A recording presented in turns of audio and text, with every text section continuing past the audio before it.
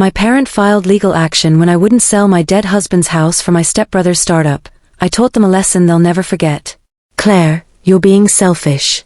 That house is just sitting there while Brandon needs capital for his business.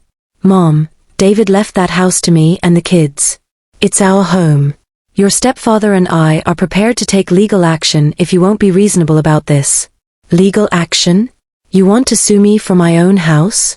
We're filing a petition to challenge David's will. A good lawyer could prove you manipulated a dying man. My parent filed legal action when I wouldn't sell my dead husband's house for my stepbrother's startup. Claire. Today, I'm going to tell you my story. But before I continue, please like, share, and subscribe to hear more stories like this. 2 years ago, I thought the worst thing that could happen to me was losing my husband David to cancer at just 38 years old. We'd been married for 14 years and had 2 beautiful children together, Olivia, who was 12, and little Harrison, who had just turned 9. David had been the love of my life, my best friend, and the most devoted father imaginable. Watching him slip away after a 17-month battle with liver cancer was devastating beyond words. What I didn't expect was that his death would trigger a feeding frenzy for my own family, led by my mother, Beverly, and her husband of 8 years, Kenneth.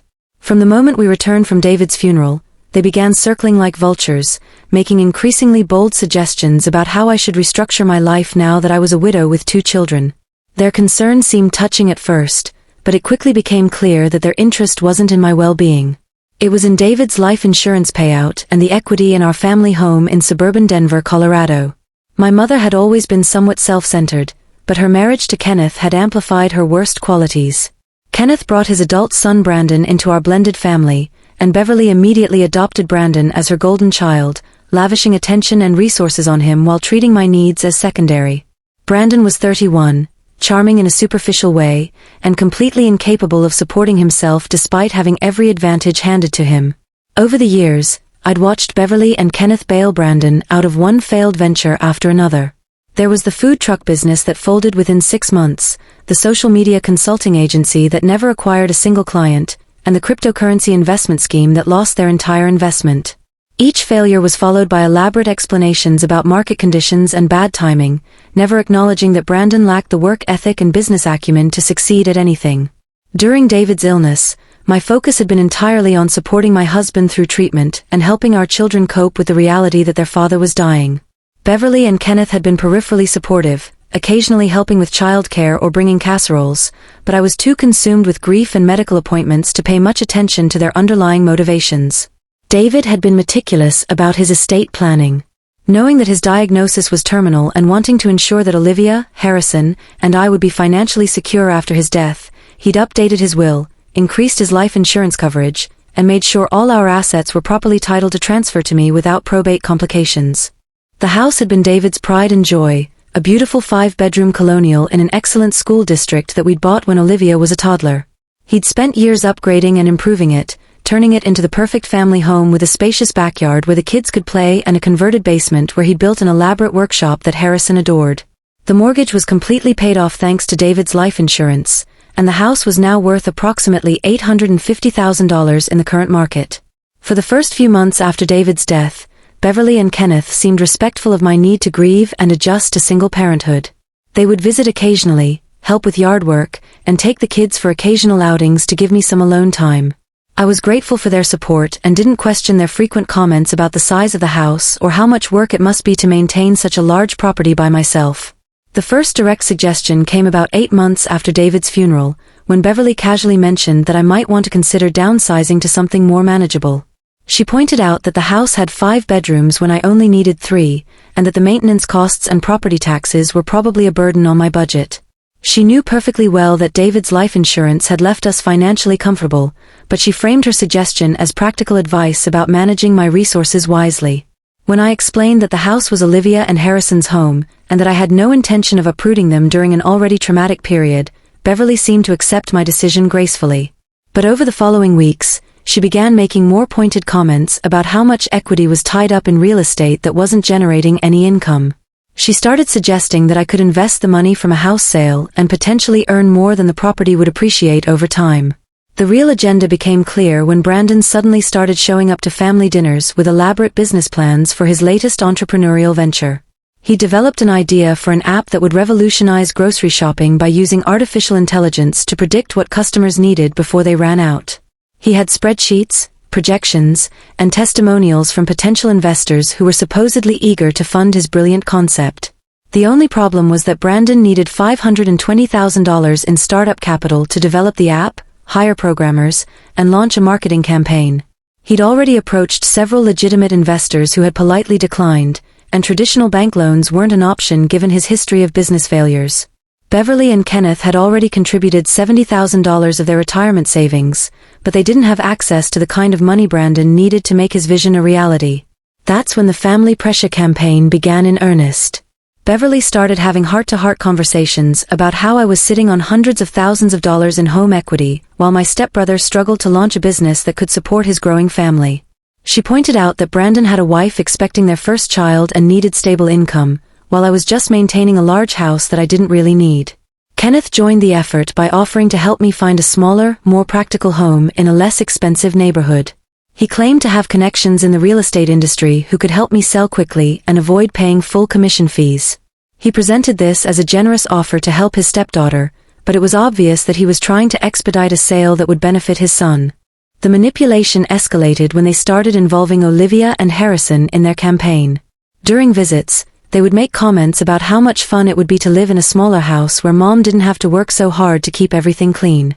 They suggested that moving to a different neighborhood might be an adventure and that the kids could use the experience to learn about adapting to change. They were trying to plant seeds of doubt about our living situation directly in my children's minds. Brandon himself began making regular appearances at our house, ostensibly to help with maintenance projects, but actually to assess the property and make suggestions about maximizing its value for a potential sale. He would walk through rooms making comments about updates that could increase the sale price or pointing out features that would appeal to buyers looking for a family home. The most insidious part of their strategy was how they framed the house sale as an act of family loyalty and mutual support. Beverly would talk about how David would have wanted me to help his extended family succeed, and how selling the house was really an investment in Brandon's future that would benefit everyone. They presented my reluctance to sell as selfishness, suggesting that I was prioritizing my own comfort over my stepbrother's legitimate business needs. The pressure campaign reached its peak during last year's Thanksgiving gathering when Brandon announced that he'd found angel investors who were willing to match any family contribution dollar for dollar. This meant that if I sold the house and invested $520,000 in his startup, outside investors would contribute another $520,000, giving him the $1.04 million he needed to launch his app successfully. Beverly was practically glowing as she explained this incredible opportunity to leverage family money into a much larger investment pool. She painted a picture of how my contribution would not only help Brandon succeed, but would also secure my own financial future through my ownership stake in what was sure to be a highly profitable company.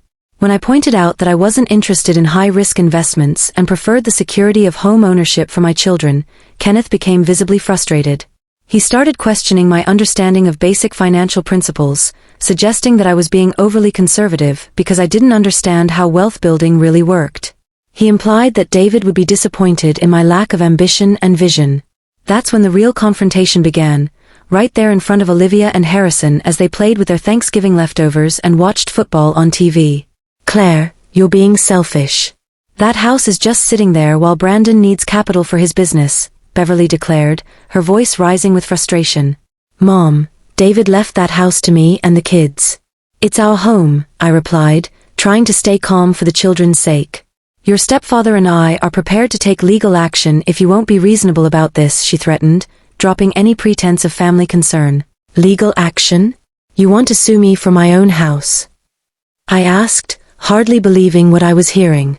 "We're filing a petition to challenge David's will. A good lawyer could prove you manipulated a dying man," she said coldly, revealing the true depth of her desperation and greed. The room went completely silent, except for the sound of Olivia starting to cry.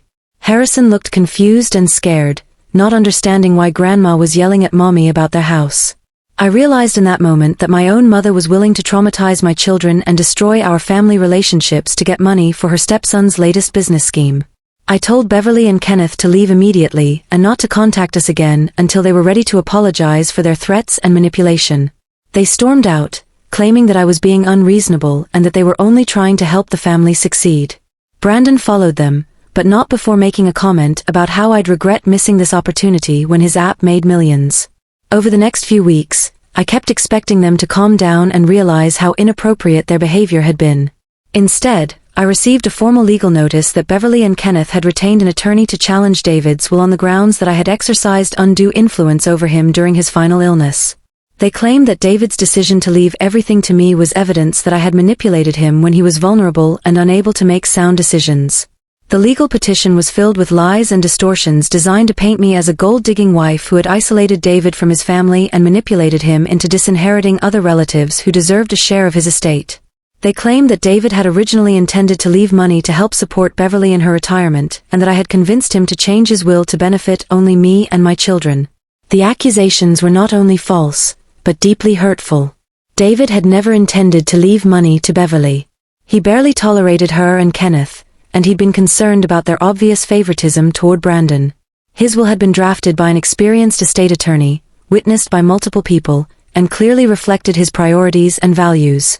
There was absolutely no evidence of undue influence or mental incapacity, but defending against their lawsuit was still going to be expensive and emotionally draining. I had to hire my own attorney, gather documentation to prove David's mental competency during the will signing process, and prepare for depositions and court hearings that would force me to relive the trauma of David's final months while defending my integrity and our marriage. The stress of the legal battle was overwhelming during an already difficult period of grief and adjustment. Olivia and Harrison were struggling to understand why their grandmother was trying to take away their house, and I had to explain legal concepts that I barely understood myself. The uncertainty about our future living situation was affecting their performance in school and their emotional well-being.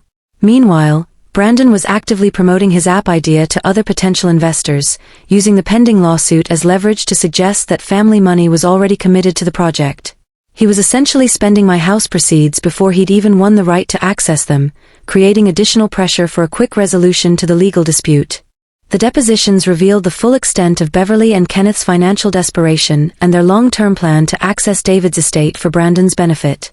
Under oath, they admitted that they'd been discussing the possibility of challenging the will since the day of David's funeral, and that their entire strategy had been designed to pressure me into voluntarily selling the house rather than face a protracted legal battle. My attorney was brilliant at exposing the contradictions in their claims. They couldn't provide any evidence that David had ever promised to leave money to Beverly, and their allegations of undue influence fell apart when confronted with testimony from David's doctors, attorney, and friends about his mental clarity during the estate planning process. The estate attorney testified that David had been adamant about protecting his children's inheritance and had never mentioned wanting to benefit his wife's extended family. He shared that David had specifically instructed him to ensure that the house would remain in the family for Olivia and Harrison's benefit. Most damaging to their case was evidence of their systematic campaign to pressure me into selling the house. My attorney had subpoenaed text messages and emails that showed Beverly and Kenneth coordinating their manipulation tactics and discussing timeline strategies for wearing down my resistance. There were messages where they explicitly discussed using the children as leverage points and calculated how much pressure I could withstand before capitulating. The judge was clearly disgusted by their behavior and the frivolous nature of their legal claims. During the hearing, he pointed out that challenging a will requires specific evidence of fraud, incapacity, or undue influence, not just disappointment about not being included as beneficiaries. He noted that their petition appeared to be motivated by greed rather than legitimate concerns about the estate distribution. The case was dismissed with prejudice, meaning that Beverly and Kenneth couldn't file another challenge to David's will. The judge also ordered them to pay my attorney fees, recognizing that their lawsuit had been frivolous and designed primarily to harass and intimidate me into giving them access to my inheritance. But the legal victory was just the beginning of the consequences they faced for their greed and manipulation. The lawsuit had created a public record of their attempt to steal their grandchildren's inheritance, and word of their behavior spread throughout our extended family and social circle. People were horrified that grandparents would try to make their own grandchildren homeless to fund a stepson's business venture. Brandon's app project collapsed completely when potential investors learned about the family lawsuit and the source of his expected funding. No legitimate investor wanted to be associated with a business plan that depended on money obtained through legal challenges to a widow's inheritance. His reputation in the Denver business community was permanently damaged by the revelation that he was willing to sue his stepfamily for startup capital. The family relationships that Beverly had been trying to preserve through her manipulation tactics were destroyed by her legal aggression. Extended family members chose sides, and most of them supported me and my children over Beverly and Kenneth's obvious money grab. Several relatives testified on my behalf during the legal proceedings, sharing their own observations about Beverly's inappropriate behavior and Kenneth's enabling of Brandon's entitlement. Beverly and Kenneth's marriage suffered serious strain from the financial and social consequences of their failed lawsuit. Kenneth had to confront the reality that his son was a failure who had manipulated them into attacking their own grandchildren for money.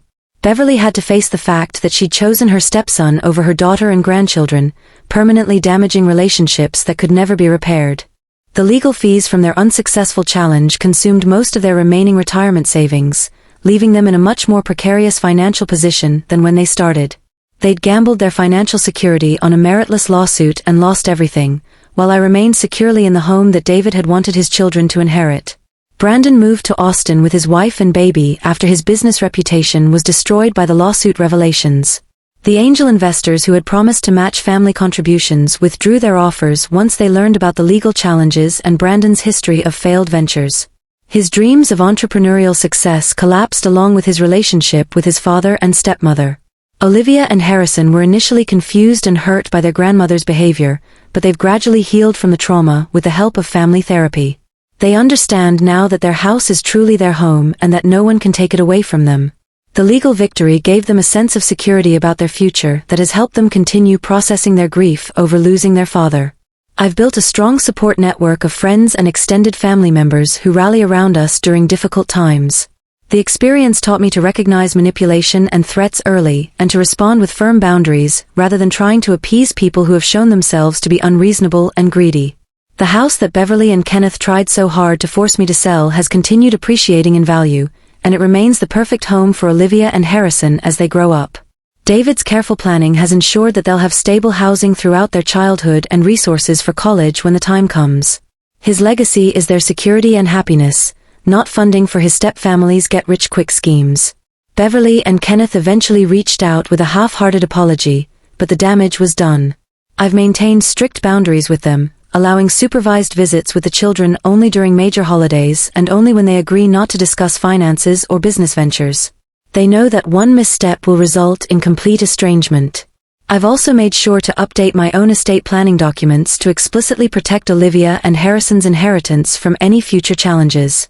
My will includes detailed explanations of my wishes and clear statements about my mental capacity, leaving no room for anyone to question my intentions. Looking back, I'm grateful that David had the foresight to protect us so thoroughly. His love continues to shelter us even though he's no longer here physically.